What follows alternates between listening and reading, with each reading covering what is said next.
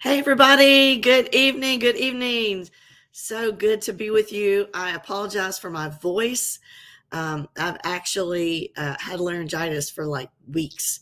I was sick over 3 weeks ago, but I cannot get my voice back. So, um, anyway, hopefully you can still hear me. I don't know what this light is doing here. I don't know. I have like a beam of light that's flashing on me. Hey, we got a good topic tonight. So if you're watching live, if you could say hi in the chat, hopefully my voice will hold out because I have a challenge next week and I need to be able to talk, right? So if you're not signed up for the Chaos to Control Challenge, I'll put the link in my Facebook group if that's where you're watching me. If you're watching on any other platform, LinkedIn, YouTube, just reach out. I'll give you the link. It's free. And I think you'll really enjoy it. So I don't know about this light. That's driving me crazy because I have ADHD and it's distracting. So I apologize for my voice, but we do have a good topic. And let me turn this off and see if that helps. Not really. Okay, turn it back on. I'll turn over here, turn over there. All right. So if you're watching the replay, a lot of people do just put in the chat #replay and let me know, because there are, I go through and I see which topics are more interesting to people. And so if you are interested in finding out about being impulsive when you have ADHD, even if you just think you have ADHD, being impulsive is what we're talking about and what you can do about it. So if you're in my Focus and Flow group, you're going to get a little extra info about this when I'm done. And it's only $27 a month to join Focus and Flow. So if you're not in Focus and Flow, I don't know why. It's $27 a month, and you get so much more goodness on how you can live your best life with ADHD. So, so I'm actually gonna start by sharing some things that I read in an article in the Attitude magazine, where they surveyed people and kind of interviewed them about situations that they got into because of their impulsivity. And I think you'll find it interesting. But, poor impulse control, that's a textbook symptom of ADHD. And it's really obvious in children because, you think of like the hyperactive kid, they jump without looking, they don't raise their hand in class, they just blurt things out, they react swiftly to any kind of emotional stimulation. But in adults, sorry about my voice, in adults, it's not as obvious, but it is just as impactful, and it can really cause problems in your life. I know it has in mine. And so to better understand, I'm just going to, I'm going to read, I've got some notes up here, I'm going to read to you some of the things that the readers of this magazine wrote in saying has happened to them because of their impulsivity. And so if you, I think they asked them, like, does your ADHD have a strong impulsivity component, and how has that affected your life? And so these people shared stories of when they acted on impulse and what the result was. And so the first one, I can't believe this. This kind of sounds like a reality TV show, but this person said she found out she was pregnant when she was supposed to be physically unable to bear children. And so she was so excited, she quit her job and relocated to another country to start a family with the father, who was a man that she had met online and only spent 3 weeks with in real life. 3 weeks. So she went from being a television producer in Vegas to a farmer's wife in Australia. And she said they were like water and oil, but they did I have to commend them for this. They did stick it out for 8 years because of their child. And now that child's 21 years old. So she never got rich and famous, but her life has been an adventure for sure. And, the rest of them are not that extreme, but you can probably look back on your life and think of things that you've done or said or choices that you made when you were just being impulsive. And then it didn't have such a great outcome, right?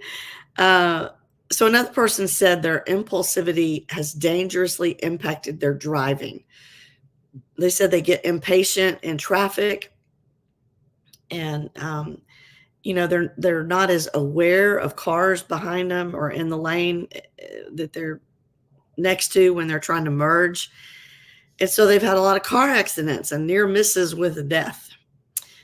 Another person said after they were diagnosed with ADHD in their 40s, this person said, I don't know if it's a she or he, but they realized the pattern and they looked back on their life and they could never stick with a hobby as a child. And then in college, they would instantly drop out of a course if it was boring or if they were at all confused by the material.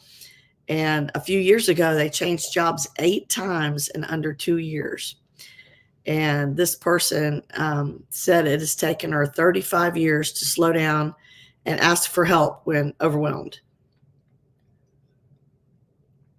So another person, this is a girl, her name is Val. She said she impulsively spends money to buy countless organizing products. Anybody relate to this? Into which she crams stuff, causing even more clutter. Okay, I have to stop here. My husband gets on to me for that. He said, organizing things take up room. And I'm like, yeah, but it's going to help me save room because okay, so I can really relate to this lady. And she said she doesn't have the budget to buy them, but that doesn't stop her. And she hates how it makes her feel. She knows she wants her home to look and feel a certain way. So she says, why do I feel like these purchases are going to fix things?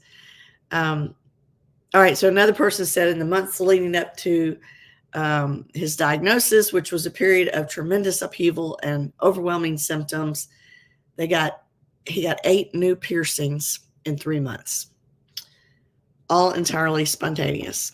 Well, I haven't done that, but another lady said online shopping, the occasional sugar binge, handful of impulsive tattoos, and interrupting are how her impulsivity manifests. Impulsive speaking is what she says causes her the most problems because she just blurts out inappropriate things and she's been called rude because of it. All right, another person, this is from Anonymous. They say, my impulsivity depends on how overwhelmed I am feeling by my emotions. Once, after a period of depression, I wrote an entire book. All right, I don't know about that. So another person said, my impulsivity led me to fall for someone I shouldn't have. I missed every single red flag that was glaringly obvious to everyone else. When the relationship ended, rejection-sensitive dysphoria compounded my shame and shock at having thrown away my inhibitions so easily. Wow. All right, another person, bad online shopping habit, where they look only at the for sale items. And when they see how affordable they are, they add more items to the cart. And of course, that adds up, but they don't think about it until they look at their bank account. And of course, they're really trying to break that habit. But impulsive spending is something that a lot of people struggle with. Another person said, when my friend got married, I was so overcome with happiness right after the ceremony that I jumped up to hug her and cut off her mother. It was so embarrassing. My impulsiveness is always putting me in these awkward situations. All right. Another girl said, my impulsivity has been my demise. Primarily in work, I speak to colleagues and managers impulsively. I'm a reactor instead of an actor. Another person said, my girlfriend has ADHD and impulsively buys things we don't need. It is very stressful and on the verge of hoarding. She's an emotional shopper and only buys things when she's upset or stressed. So, who can relate to this? Put that in the chat. I never did a tech check, so let me make sure I am actually streaming in a couple of places where I am supposed to be. All right, I see it in the Facebook group. Cool. Yeah, we got somebody that says need an area that needs improvement for sure. So, and if you are watching live, say hi in the chat. Let me know where you're tuning in from. And if you're watching the replay, just say hashtag replay. And again, I apologize for my voice. I've had laryngitis for like 3 weeks, and it's very annoying because I talk for a living, you know? So what do we do about this? If you're impulsive, this is something that you struggle with. And if you're watching the replay, let me know if this is something you struggle with. Let me know in the chat. How do you hit pause on it? I mean, because poor impulse control can really sabotage your relationships. It can sabotage your budget, your self-esteem. So I'm going to share a couple of tips that a psychologist, Russell Barkley, PhD, shared for solving. He's got a few common impulsivity problems that pop up at work and in social settings and in your own head, right? So, if managing ADHD and daily details of life is hard. Let's just face it, deadlines at work come and go. Some of them get met, some don't. You got impulsive comments that alienate your friends and possibly cost you your job. You're exhausted at the end of the day, and you feel like you're really not getting anywhere, right? And, if you're on meds, that can maybe level the playing field, but you can do more. So just like taking care of your physical health can help you, like, let's say if you had diabetes, healthy eating, exercising, help insulin do a better job. Well, these tips for ADHD can work with your meds for better symptom control. And my dog is going nuts, so hang on just 1 second. Hey, Richard, would you get the dog? Thank you. So me and my husband to stop the dog because I have ADHD and it's really distracting. So first of all, just, stop the action. It's hard to resist impulses. Let's say your boss proposes doubling your sales goals for next year. And before you can bite your tongue, you laugh and say, "Are you crazy?" Whoops, or your neighbor buys a new lawn ornament and asks you if you like it. And you tell him it makes his house look like a cheap motel. No, he's not speaking to you, right? Or you see this gorgeous pair of designer shoes in the store window and you just rush in and buy them, even though every penny of your paycheck's already spoken for. And you don't give yourself time to think. You don't measure your words and your actions. Thinking means using hindsight and foresight because you have to assess a situation and then figure out what you're going to say or do. And a lot of times we don't do that. We just act. So a good strategy is to make a list of situations in which you tend to act impulsively. Because there are times and places where it's okay to be spontaneous and talkative. And there's other times that'll cost you, if you're acting that way. So when you're about to enter one of those situations, you've already thought about it. It buys yourself a few seconds. And think about this. These are a couple of ways that you can pause. Before you answer somebody, breathe in slowly and then exhale slowly. Put on a thoughtful expression and then say to yourself, well, let me think about that. And instead of just blurting something out, you could even like put a finger over your mouth for a few seconds and, kind of like you're thinking. The other person will think, they're really thinking about what they're going to say. um, and when you're listening to someone, you can also paraphrase what they're saying. Um, oh, so you want to know about blank, or so you're asking me to blank. And it's like when you have that finger over your mouth, you can imagine locking your mouth with a key to prevent yourself from speaking. And I know that sounds weird, but it works. So, another strategy is to choose a slow talking model and play that role when you have a conversation. Um, I think about the teacher in Ferris Bueller's Day Off. Remember that when he goes, Beulah, Beulah, and he's just, I think the actor's Ben Stein. Just slow it down, like pretend like you're him. Slow it down. Practice speaking slowly in front of a mirror. And that's going to give you the frontal lobe in your brain a chance to get some traction, to get engaged, instead of just being swept along in the tide, of all your impulses.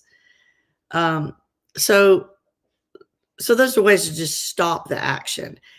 And the second thing to consider is just seeing the past and then move forward when a problem comes up. So do you tend to beat yourself up for making the same mistakes over and over again? I know that people with ADHD have a weak working memory, especially nonverbal working memory. And so a lot of times they don't draw on hindsight. Like they don't learn from their mistakes. They're not good at recognizing the subtle aspects of problems and all the different ways they could solve them. Instead, a lot of times they just hit every problem with a hammer because to them, all the problems look like nails. And I guess it's kind of like we have trouble with delayed gratification. And that's, you have to be able to do that to save money or stick to eating healthy or anything like that, because, you can't, you don't always have like an immediate reward. So you have to be able to draw on the past when you need it to help you in the future, if that makes sense. So once you have kind of given yourself a chance to think it through, you can picture like a visual device, like a flat screen TV or something, and then visualize on that imaginary screen what happened the last time you were in a situation. So think back, and it's like you're watching a replay. And the more often you do it, the more automatic it becomes. So it's like you end up seeing more like kind of fake videos in your memory bank. And you might think like, wow, the last time I interrupted a meeting with a joke, everybody laughed at me, but they didn't laugh at my joke. They laughed at me. Or I felt guilty when I bought those expensive shoes several months ago because I found out my son needed books for school and I couldn't afford them.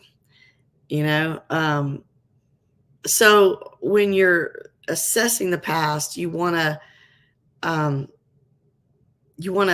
feel the future. People with ADHD have time blindness and they forget the purpose of what they're doing. They get so uninspired to finish things. And if nobody's dangling that carrot right in front of them, they may need some convincing to move towards their goal. So if you learn from your memories, then you can handle similar situations in the future. And so, and the other thing is some things just have to get done because it's the right thing to do. And we just have to learn to be okay with the discomfort. So one thing that helps is just to imagine, if you're thinking about the future, the negative consequences that might occur if you don't do something. Maybe that sometimes serves as a pretty good motivator. Um, and then on the flip side, imagine how great it will feel to get to your goals. So you got both sides. You ask yourself, what am I going to feel like when I get this project done? And you're probably going to remember that feeling, that happiness that you anticipate from completing the project. So whatever the emotion is, try to feel it ahead of time. Like imagine what it would feel like to complete it. And sometimes that helps you not be so impulsive. So it's like you're imagining and feeling the future outcome, if that makes sense. Some people even put like pictures up to really visualize or whatever. And you could do that. You could put pictures up around where you're working. And so once you do get into the habit of assessing the past, feeling the future, then it helps you to be able to slow down a little bit and take the time that you need to follow the steps to reach your goal. Because sometimes when things are so far off, they just overwhelm us. And when that happens, we look for an escape route, and we do something impulsive. So if somebody gives you a deadline that's months from now, you may need to have some external motivators. Break down the big thing into little smaller units, and then write down what you need to get done in each period. Reaching goals is not an impulsive thing. It takes slowing down and doing the steps that it takes to play the long game. So every time you finish doing something, give yourself a little reward. Congratulate yourself. It could even be like a short break. Give yourself some kind of reward. Just make it small. And keep a sense of humor. ADHD, it can be serious, but you don't have to be, right? Just say to yourself, "Oh, there goes my ADHD again," or even to someone, "Sorry about that. I'm working on not interrupting," or whatever it is.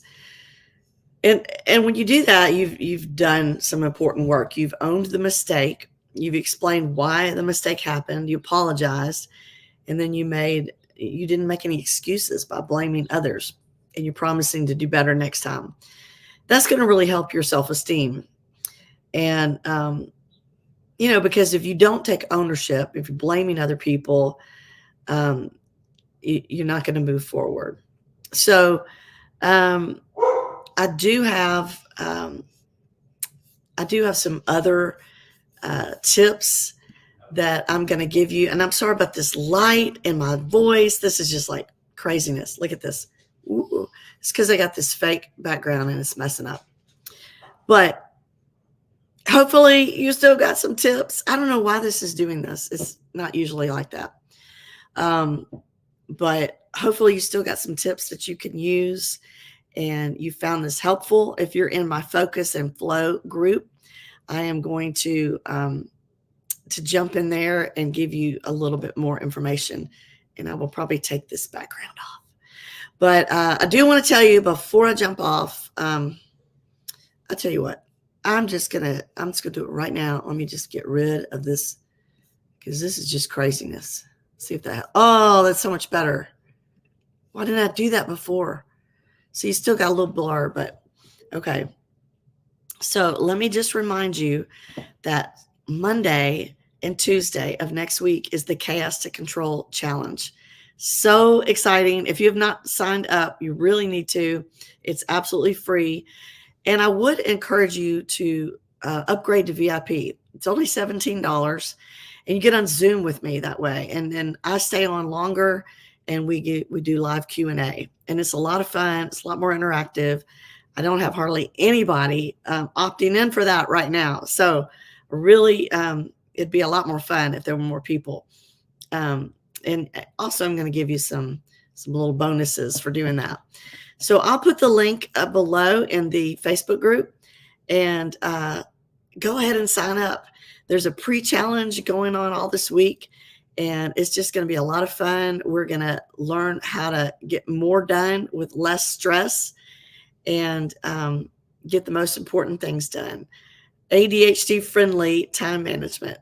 So if you want more information, reach out to me and I will get you signed up. And again, it's March 18th and 19th. So have a great night. And again, I apologize for the weird background in my voice. I hope that your ADHD still allowed you to get some tips. And have a good night. Bye.